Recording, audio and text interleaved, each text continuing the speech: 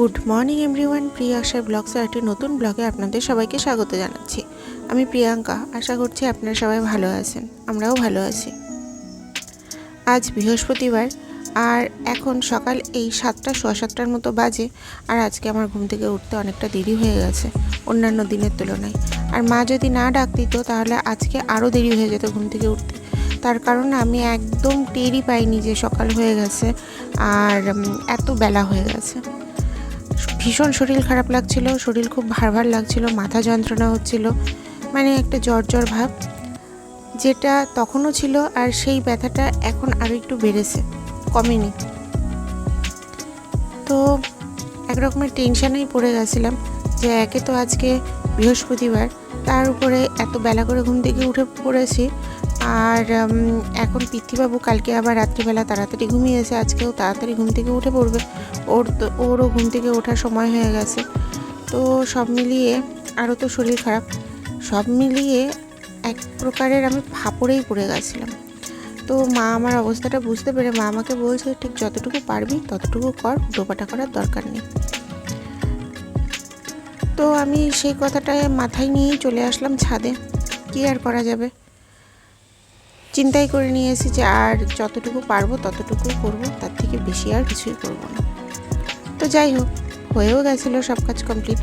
আমি এই সকালবেলার এই টাইমটাতে আমার ভাগে যতটুকু কাজ থাকে, মানে এই ঘরবাড়ি পরিষ্কার করা বা জামা কাপড় কাচা, মানে যেটুকখানি কাজ আমার ভাগে আছে, যেমন রান্নাঘরের কাজটা টোটালটা মা সামলায়।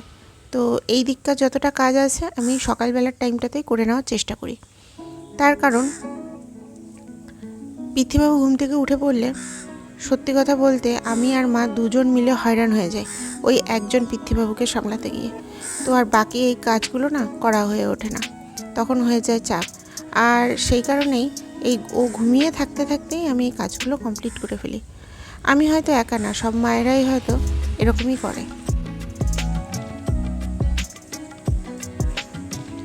তো ভাবছিলাম আজকে বৃষ্টি হবে, কাল রাতে বৃষ্টি হওয়ার কথা ছিল, কাল রাতে বৃষ্টি হয়নি। আর এই যে এই চারাগুলো দেখছেন, এই চারাগুলো না ওই চারিতে ছিল, ওগুলোকে মা এখানে এনে লাগিয়েছে।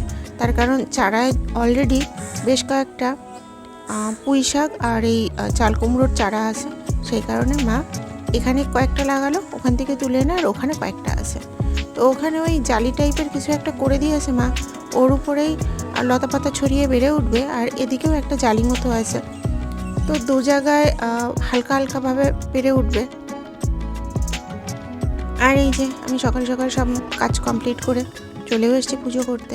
অনেকটা লেট হয়ে গেছে, 9:30 মতো বেজে গেছে আমার এই ঠাকুর ঘরে ঢুকতে ঢুকতে। 9:30 না, ঠিক 9:15 মতো বেজে গেছিলো।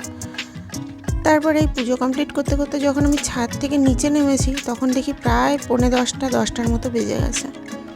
আর আজকে না ঠাকুর ঘরে না, সত্যি কথা বলতে আমি আর পারছিলাম না, মনে হচ্ছিলো যে খুব কষ্ট হয়ে যাচ্ছে। কোনো রকমে নম করে পুজো সেরে নিচে নেমে পড়েছি।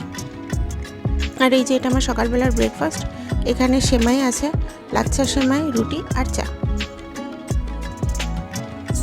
আর এই যে পিতৃবাবু ঘুম থেকে অনেকক্ষণ আগেই উঠেছে। আমি পুজো সেরে নামতেই উপর থেকে যখন নামছিলাম সিঁড়ি থেকেই আমি ওর আওয়াজ পাচ্ছিলাম। তো বুঝলাম হয়ে গেছে কাজ, আর একটুও রেস্ট নিতে পারবো না। তারপর তো পিতৃবাবুকে খাইয়ে আমি নিজে খেয়েছি আগে, তারপরে পিতৃবাবুকে খাইয়েছি। আর ততক্ষণ নিজে পিতৃবাবু একটু খেলাধুলো করে নিচ্ছে। এখন যদিও বা ওকে ব্রেকফাস্ট আমি করিয়ে দিয়েছি।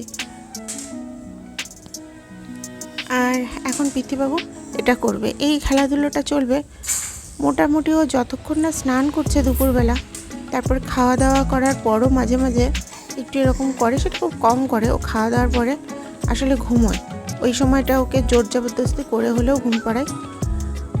আর এখন যেটা হয়েছে, আগে যেমন 11টা 11:30টার দিকে একটুখানি ঘুমিয়ে নিত, তো দুপুরবেলা ঘুমোতে ঘুমোতে ওর 3টে-4টে বেজে যেত। এখন জিনিসটা হয়ে গেছে উল্টো। এখন যেটা করে, এই যে সকালবেলা 9টার দিকে ঘুম থেকে উঠে পড়ে, 9টা 9:30টার মধ্যে ঘুম থেকে উঠে পড়ে। আর তারপর এটা মোটামুটি ও জেগে থাকে 1:30-2টো পর্যন্ত। তারপর 1:30-2টোর সময় স্নান করে খেয়ে দিয়ে ওই 2টোর মধ্যে ঘুমিয়ে পড়ে। তো তার ফলে যেটা হয় তাড়াতাড়ি ঘুম থেকে উঠে পড়ে। আগে যেমন 3টে-4টের সময় ঘুমোতো দুপুরবেলা, তো ওর ঘুম থেকে উঠতে উঠতে 6টা, 6:30, 7টা এরকম বেজে যেত। আর এখন যেহেতু 2টোর মধ্যে ঘুমিয়ে পড়ছে, সেহেতু ওর ঘুম থেকে উঠতে উঠতে 3:30, 4টে বেজে যায়। এখন তাড়াতাড়ি ঘুম থেকে উঠে পড়ে। আর এর ফলে যেটা হয়, ওর তো ঘুম হয়, আমাদের আর ঘুম হয় না। আর কি করা যাবে, আজকেও তাই করেছে। ওই 3:30টের দিকে ঘুম থেকে উঠে পড়েছে, আর তার একটু আগেই আমি খেয়ে দিয়ে জাস্ট শুয়েছি। আর এই যে পৃথ্বীবাবু ভীষণ দুষ্টু হয়েছে, এরকমভাবে যা পায় সামনের উপরে, যেটা ধরে এরকম দাঁড়ানো যায়, সেটা ধরে এরকম করে চটপট করে দাঁড়িয়ে পড়ছে। এরকম নয় যে একদিনও পড়ে গেছে, পড়েনি। ও আবার কিন্তু আস্তে ধীরে এটা যেরকম ধরে ধরে ওঠে, ঠিক সেরকম ধরে ধরে নিচে বসেও পড়ে। যে ধপ করে নিচে বসে পড়বে বা হাতটা ছেড়ে দিয়ে বসে পড়বে, এরকমটাও করে না। এই ব্যাপারে ও ভীষণ সাবধানী।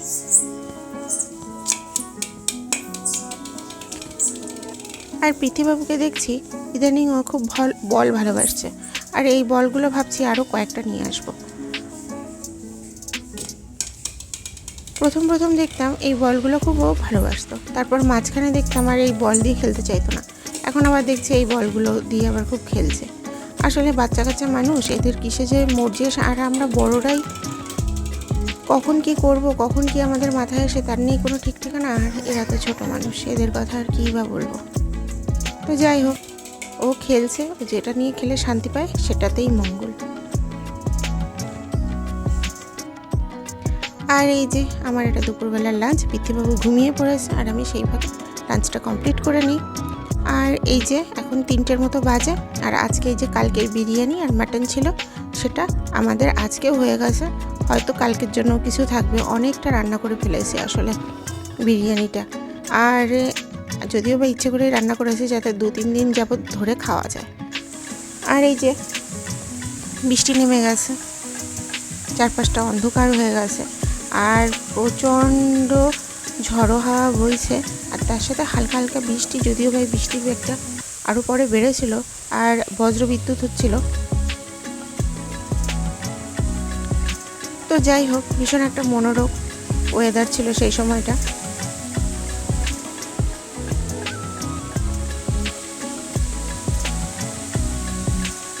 এই বৃষ্টিটা আজকে সারাদিনই ছিল। সারাদিন মানে এই দুপুরবেলার পরে শুরু হয়েছে বৃষ্টিটা, আর মোটামুটি রাত 8টা-9টা অবধি তো হয়েছে।